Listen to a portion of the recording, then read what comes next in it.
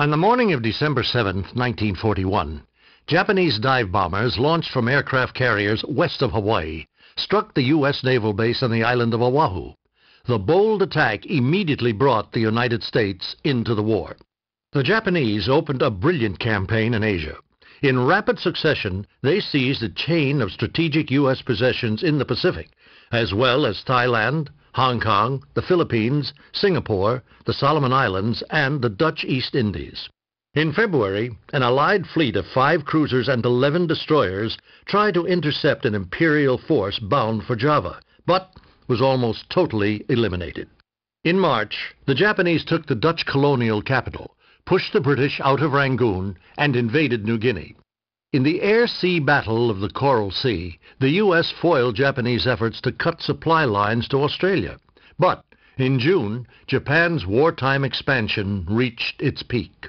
Implementing a diversionary attack on the Aleutian Islands, Admiral Yamamoto masterminded an attack on Midway Island, but the U.S. had decoded the plan. At Midway, Japan lost air superiority over the Pacific. In August, U.S. Marines established a beachhead in the easternmost part of the Indonesian archipelago. The tropical island of Guadalcanal became the scene of 6 months of savage jungle fighting.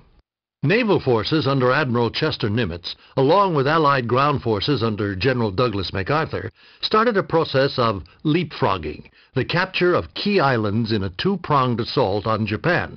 The Allies secured the Marshall Islands, then moved on to the Marianas. They overwhelmed the Japanese at Saipan and recaptured Guam.